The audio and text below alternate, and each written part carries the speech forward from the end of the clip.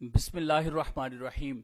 सिलसिला अस्मा, अंसाब और अलकाब, इस सिलसिले की ही एक कड़ी है।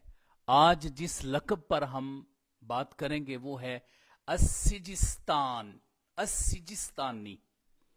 अस्सिजिस्तानी किसका लक़ब है? सबसे पहले तो कई शख्सियात हैं, लेकिन जो मुहद्दिसीन किराम में मारूफ शख्सियत है वो इमाम अबू दाऊद सुलेमान बिन अशअस अस्सिजिस्तानी रहिमहुल्लाह, अल मुतवफ़ा 275 हिजरी रहिमहुल्लाह। इमाम अबू दाऊद रहिमहुल्लाह की जो निस्बत है अस्सिजिस्तान की तरफ, ये जो इलाका है सिजिस्तान, ये कौन सा इलाका है और आपका जो अस्सिजिस्तानी लक़ब है उसका इराब कौन सा है, और आज के इस दौर में उस सिजिस्तान को क्या कहा जाता है, ये हम सबसे पहले समझने की कोशिश करेंगे। तो जो अस्सिजिस्तानी है लफ्ज, उसका इराब क्या है ये मैं अर्ज करना चाहूंगा। इमाम समानी रहमहुल्लाह की किताब है अल अंसाब। इमाम समानी अबू साद समानी रहमहुल्लाह फरमाते हैं अस्सिजिस्तानी बिकसरी सीनी वल जीम, फरमाते हैं कि अस्सिजिस्तानी में जो पहला सीन और जीम है उसका कसरा है, उसके नीचे कसरा है, जेर है उसके नीचे। अस्सिजी, सीन और जीम दोनों के नीचे जेर पड़ी जाएगी। फिर उसके बाद वसुकून सीन, और जो दूसरा सीन है उसके ऊपर जज़म होगी। इसका मतलब है अस्सिजिस, ये होगा इसका तलफ्फुज अस्सिजिस। फिर उसके बाद जो है वो तानी पढ़ा जाएगा अस्सिजिस्तानी। अब ये जो इराब है इसको बाद सजस्तानी पढ़ते हैं या मुख्तलिफ तलफ्फुज के साथ कोई भी अदा करे, तो इससे बेहतर है कि इंसान किसी गलती की तरफ जाए तो दुरुस्त तलफ्फुज इसका जो इमाम समानी रहमहुल्लाह और दीगर मुहद्दिसीन किराम ने बताया है वो है अस्सिजिस्तानी। अब ये जो लफ्ज है अस्सिजिस्तानी, ये किसकी तरफ मंसूब है? सबसे पहली बात तो यह है कि कोई बंदा किसी इलाके का होता है या कोई काम करता है तो उसकी तरफ उस लक़ब को मंसूब कर दिया जाता है। जिस तरह अगर कोई गुजरात का हो तो उसको गुजराती कह देते हैं, बगदाद का हो तो उसको बगदादी कह देते हैं, मदीना पाक का हो तो उसको मदानी या मदीनी कह देते हैं। तो इसी तरह ही तलफ्फुज की निस्बत होती है किसी इलाके की तरफ।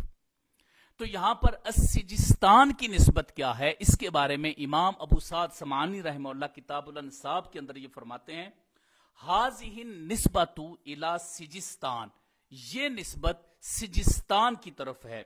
वहिया इहदल बिलादिल मारूफती बिकाबल, वो फरमाते हैं कि ये जो मारूफ शहर हैं उनमें से काबल के अंदर वाक़ है जो सिजिस्तान है। अब ये बात ज़हन में रखिएगा कि ये जो नाम है, जाहिर है पहले जिस वक़्त 275 हिजरी थी या वो जो आगाज़ इस्लाम था उसके अंदर जो शहर थे वो मुख्तलिफ थे। फिर उसके बाद उनके नाम भी बदले, जगह तकसीम हुई, ममालिक तकसीम हुए। मसलन रई इलाका था वो मुख्तलिफ इलाकों के अंदर तकसीम हो गया। इसी तरह खुरासां है, खुरासां कदीम और है और जदीद खुरासां और है।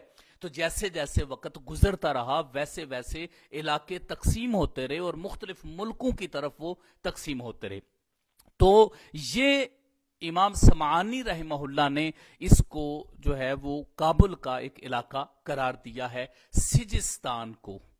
अब आज के इस दौर में सिजिस्तान कहां पर वाक़े है, किस मकाम पर वाक़े है? अगर हम में से कोई ख्वाहिश रखता है कि हम ऐसी जगह जाकर देखें जहां पे इमाम अबू दाऊद रहमहुल्लाह पैदा हुए थे, चूंकि आप पैदा सिजिस्तान में हुए थे, जो आपका विसाल है वो बसरा के अंदर है, वो सिजिस्तान के अंदर नहीं है। यानी आपकी कब्र मुबारक पे अगर कोई जाना चाहता है तो वो बसरा में जाएगा, लेकिन अगर कोई आपकी जाए विलादत पे जाना चाहता है तो फिर वो सिजिस्तान के अंदर जाएगा। लेकिन आज के इस दौर में उस सिजिस्तान को क्या कहते हैं और किस मकाम पर वाक़े है? आज के इस दौर में उस सिजिस्तान को सीस्तान का नाम दिया जाता है। सीस्तान, اس کے اندر سے جو جیم ہے وہ نکال دی جاتی، تو سیستان کا جو لفظ ہے اس کے لیے بولا جاتا ہے۔ اگر کتب کے اندر آئے تو سیجستانی ہے، اور موجودہ دور کی بات ہو تو پھر سیستان ہوگا۔ یہ علاقہ کہاں پر واقع ہے، کس مقام پر واقع ہے؟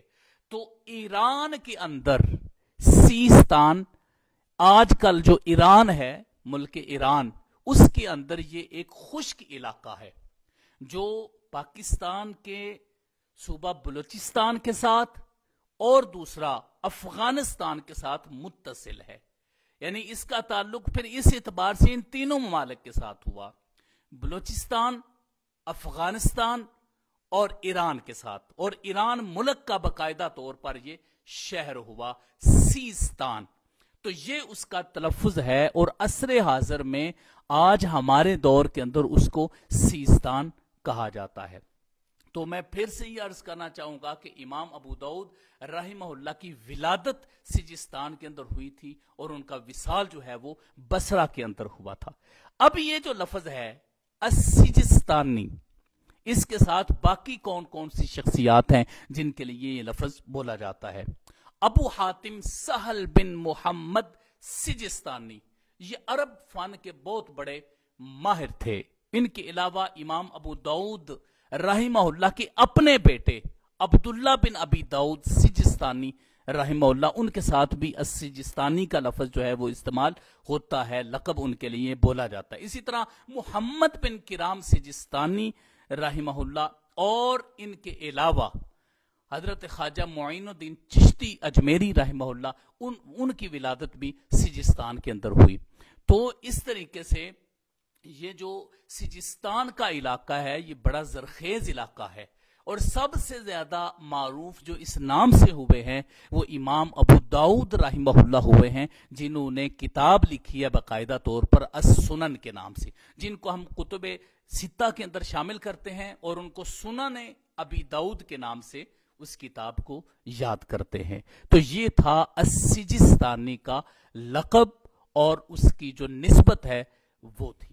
اللہ رب العزت حضرت امام ابو داؤد رحمہ اللہ جو عظیم محدث کبیر اور فقیہ اعظم تھے، اللہ ان کے درجات کو بلند فرمائے، اور جو انہوں نے حدیث پاک کی خدمات سر انجام دی ہیں اس کے صدقے سے اللہ رب العزت ان کی قبر پر اپنے انوار و تجلیات کی بارش نازل فرمائے، اور ہمیں بھی خدمت حدیث سے پاک کی توفیق نصیب فرمائے۔ آمین یا رب العالمین۔ صلی اللہ علیہ حبیبہ سیدنا محمد و آلہ